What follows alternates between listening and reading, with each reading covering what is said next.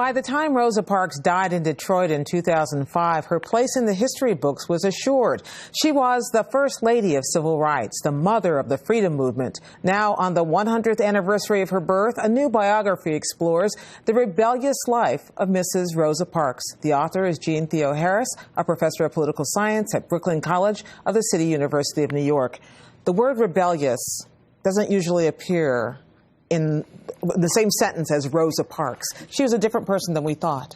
Right, and that's her word. She talks about having a life history of being rebellious, which is where the title comes from. And I think it gets at sort of both the scope of her political life and then, right, the kind of character that we, I think, have come to sort of miss, right, when we see just Rosa Parks on that one day. Well, I know in elementary school I was taught that she was a tired seamstress. Her feet were tired. She sat down on the bus and didn't want to get up. And then later on, the rumor was that she was an NAACP plant sent in to stir up trouble. But she was neither of these. No, she was neither of these. And she would be the first to correct us, right, if we were saying she was tired. Because in her autobiography, she says, the only tired I was tired of giving in. She wasn't tired. This comes out of a long history of activism. This is not her first act against segregation. And she very much sees this in the context of this. She says she's not doing anything very different from what she'd been doing for years before she makes a stand on the bus. You spend a lot of time in this book talking about what happened after 1955. She had a lot of economic stresses. She moved to Detroit and spent the bulk of her life working for a congressman from Detroit. People don't know about that part of her life. Right. I mean, I think there are 2 points here. One is, right, people don't know about the sacrifice and the kind of suffering that she endures because of her arrest. 1 month into the boycott, she loses her job at Montgomery Fair. She's an assistant tailor. Also, her husband, he's a barber at Maxwell Air Force Base. He is told there can be no discussion in his barbershop of that woman or the boycott. That's Raymond Parks. That's Raymond Parks, who is a political activist himself, and that's untenable. So 1 month in, they both don't have jobs. They never find steady work in Montgomery. They're getting constant death threats during the boycott. After the boycott, they moved to Detroit. They continue to have this kind of economic kind of insecurity for almost a full decade. In 1964, she volunteers on the campaign of a young, upstart civil rights lawyer by the name of John Conyers, who's running on a kind of jobs, justice, and peace platform. Conyers, like Parks, is an early opponent of the war in Vietnam, very pro-labor, and Parks gets Martin Luther King to come to Detroit on Conyers' behalf. This is a very crowded primary. 8 people are running.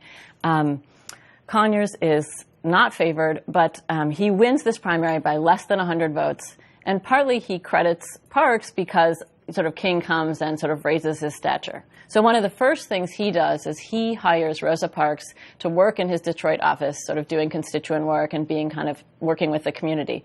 And what's also notable about this is 1965.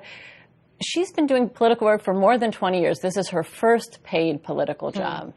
And in fact, Congressman Conyers is still in Congress today. Absolutely. And in fact, probably brought the Parks family back to some sort of sense of being able to care for themselves after all they went through. Yes, yes. I mean, I think many Detroit activists that I talk to really talk about Conyers being their hero for this, sort of really giving the Parks a sort of measure of stability. When we think about the civil rights movement, we often think of men, her collaborator E.D. Nixon or Martin Luther King or even Malcolm X.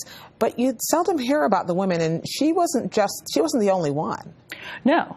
I mean, so she has this longer history. She, in 1943, sees a picture of a friend in the paper and realizes that women can join the NAACP. So she goes down.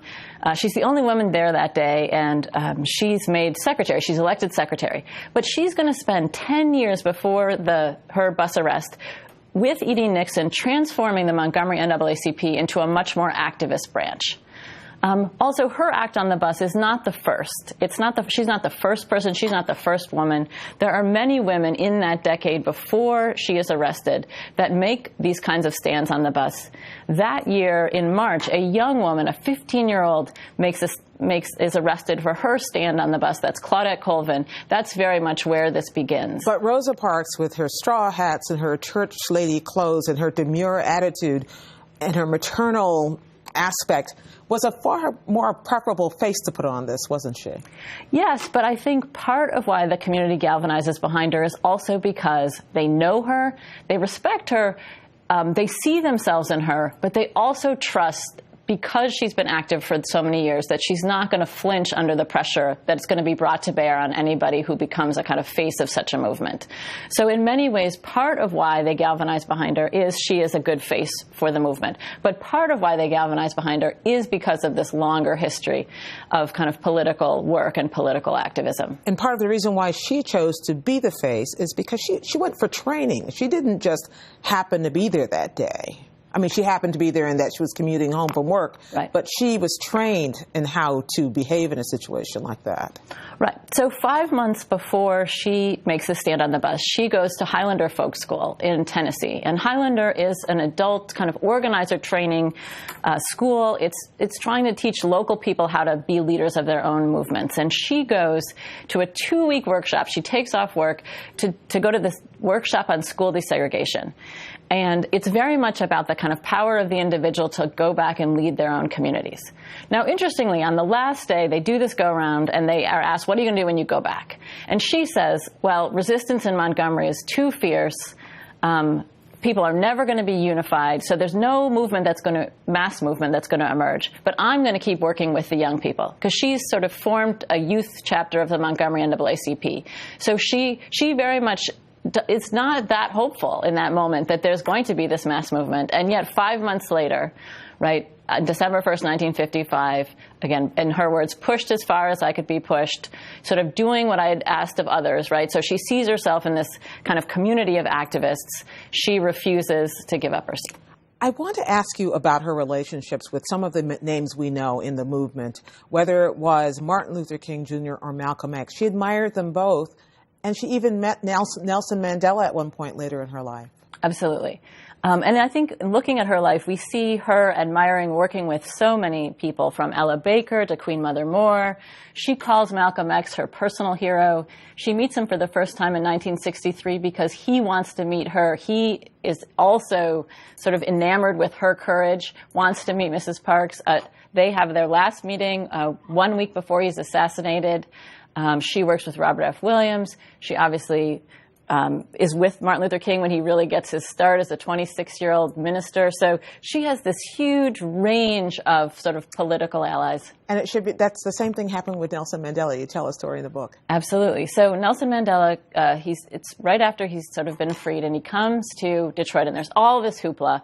And at first she wasn't going to be there, and Judge Damon Keith kind of gets her into the receiving line, and there's all of these, celebrities and media people, and he sees her, and he just starts chanting, Rosa Parks, Rosa Parks. And I mean, I think it's this way that both of these freedom fighters sort of meet, and that in many ways also that her struggle was a global struggle, and what she meant to people sort of across the world. That courage. You say two things in the book, which I think most people would have to stop and think about. One is that the retelling of her life was that it was a romantic fable. Mm-hmm. And the other thing you talk about is her death, mm-hmm. and how it was a ritual of national redemption. What did you mean by those two things? I mean, she is known for one act. She is celebrated for one act. And I think part of that celebration then puts it all in the past, right? When the actual Rosa Parks keeps working on racial and social justice issues all the way up to the end of her life, right? So she doesn't stop. She believes there's more change. And yet the way that she's memorialized sort of seeks to kind of end it, to say we are a post-racial society, when the actual Rosa Parks did not think we were a post-racial society. And so I use that sort of romantic fable because I think part of how we've come to use her story is a way, as a kind of nation, to make ourselves feel so good about how far we've come, and in many ways to ignore how far yet we have to go. Jean Theoharis, the author of The Rebellious Life of Mrs. Rosa Parks. Thank you so much. Thank you.